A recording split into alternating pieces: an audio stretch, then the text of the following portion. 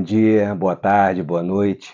O vídeo de hoje traz a terceira regra do livro 12 Regras para a Vida, de autoria de Jordan Peterson. O título da regra é: seja amigo de pessoas que queiram o melhor para você.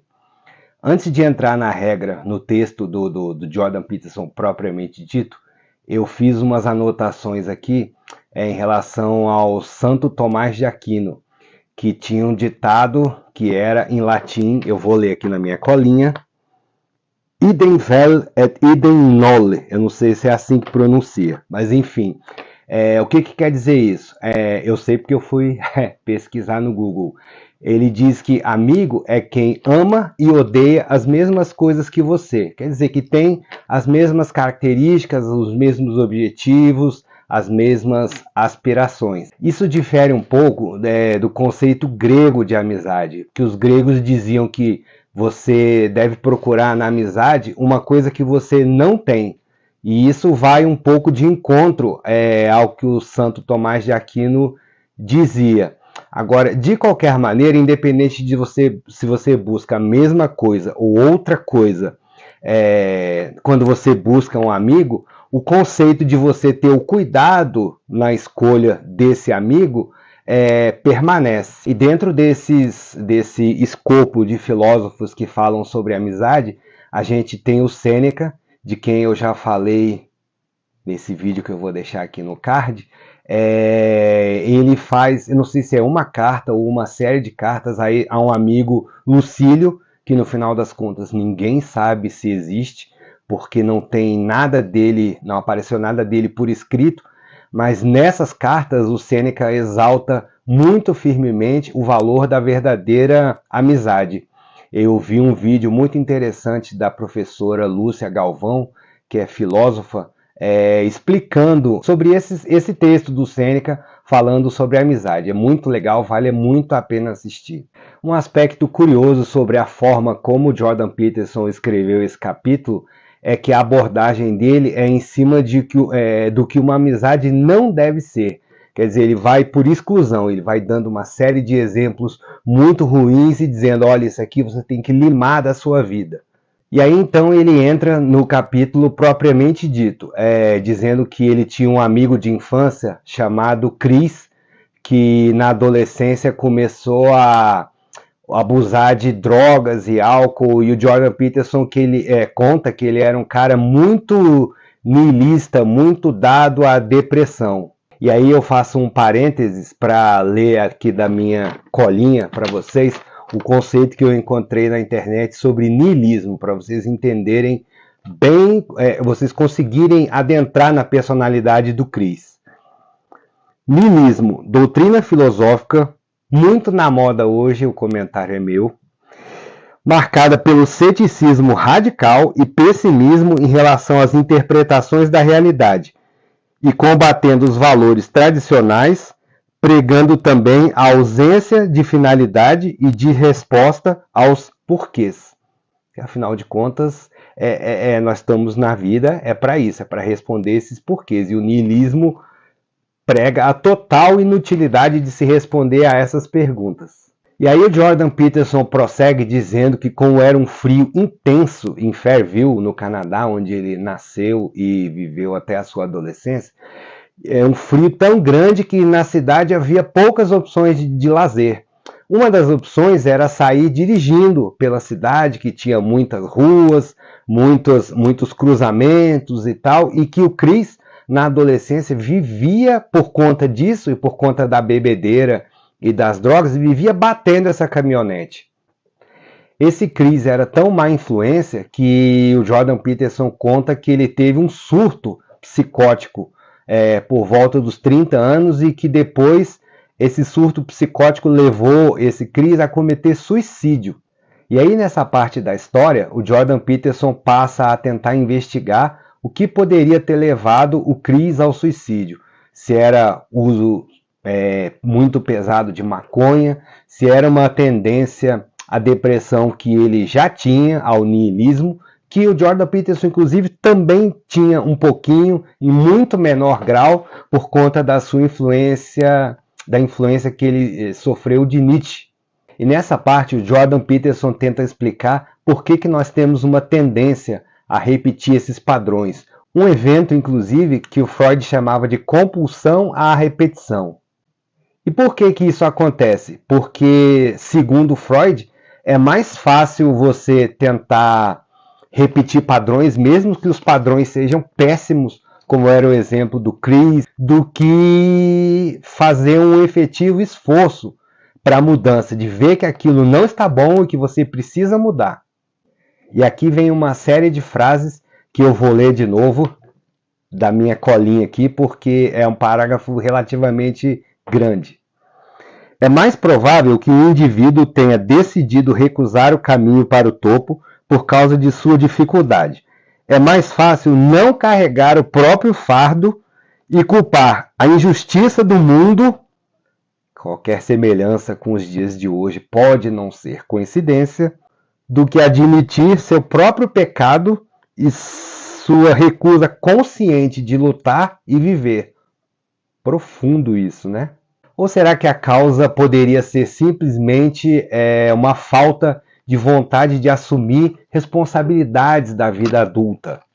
E é por esse motivo que o Jordan Peterson relata uma imensa felicidade em, finalmente, quando chegou a época de ir para a faculdade, de poder sair de Fairview, de respirar outros ambientes, de fazer novas amizades. E ele conta, inclusive, que encontrou já na faculdade muitas pessoas que gostavam com ele de filosofia, de literatura, então ele criou grêmios de estudo dessas matérias. Enfim, ele mudou completamente de visão, né? De mundo e tudo. Mas ele conta que nem todo mundo, nem todos os jovens gostavam, tinham força ou tinham desejo de fazer essa mudança. Mudança, inclusive, que remete ao caos, do qual a gente falou muito junto com a ordem no vídeo anterior, da regra número 2. O que o Jordan Peterson conta para enfatizar que nem todo mundo queria essa mudança, nem todos os amigos dele queriam essa mudança, é o fato deles terem feito uma viagem, ele, o Chris e um outro amigo dele chamado Carl, para Edmonton, uma outra cidade, e chegando nessa cidade, o Chris e o Carl passaram o tempo inteiro no quarto do hotel, bebendo e fumando maconha, não fizeram mais nada. O tamanho da falta de desejo de mudança que esses amigos do Jordan Peterson tinham. Jordan Peterson prossegue na análise de por que nós continuamos com essas amizades que claramente são ruins e aponta 3 possíveis motivos para isso. Primeiro, a inocência, de não perceber que na verdade aquela pessoa está querendo simplesmente parasitar você. Ela não está querendo ser ajudada. O segundo motivo é você querer mostrar para todo mundo uma virtude que você talvez nem tenha, porque senão não precisaria mostrar. E a terceira é por pura e simples maldade. Jordan Peterson, inclusive, cita uma passagem do livro O Homem do Subterrâneo, de Dostoiévski, onde esse homem se propõe a ajudar uma mulher que estava à beira da prostituição. E quando chega na hora, ele simplesmente, ele além de não ajudar essa mulher, ele ainda escarnece dela, ele ainda debocha dela, e ele humilha essa mulher.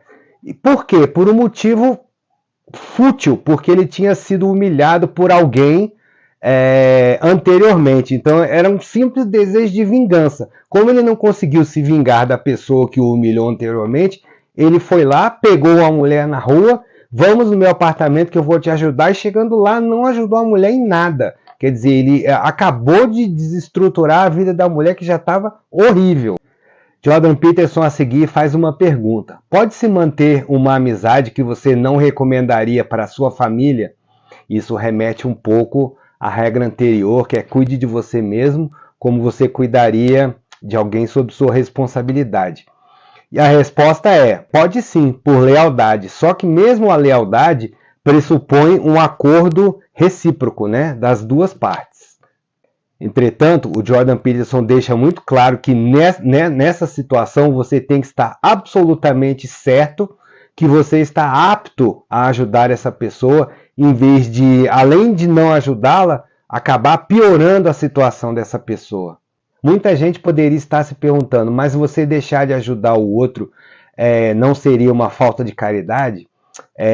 Inclusive, não é esse o exemplo que o Cristo nos trouxe, né?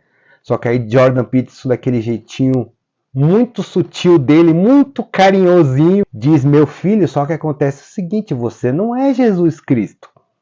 Por isso é que ele reforça a ideia de você ter absoluta certeza de que você está apto a ajudar o outro. E aí, Jordan Peterson finalmente vai um pouquinho pelo viés positivo da regra, né? Que ele explica por que você deve se unir a pessoas que querem o melhor para você.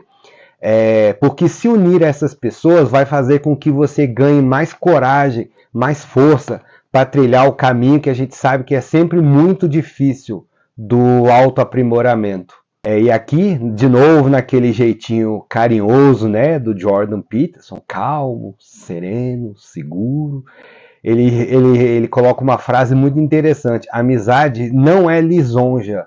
Tome cuidado para não confundir esses dois conceitos. Amigo é aquele que, quando você está fazendo alguma coisa errada, ele vai lá e se corrige, está fazendo besteira, vamos mudar, o rumo certo é por aqui. O cara que só quer lisonjear você não é seu amigo, ele tem algum outro tipo de interesse em você que não a sua amizade.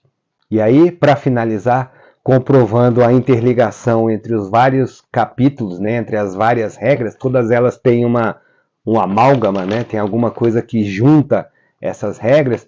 Ele fala que quando você trilha esse caminho do autoaperfeiçoamento, de melhorar as suas amizades para que elas melhorem você e melhorem o seu amigo, né, um círculo virtuoso, você provoca a inveja dos outros, porque você desperta nos outros também a própria inação deles, né, a própria falta de vontade de crescer e de progredir.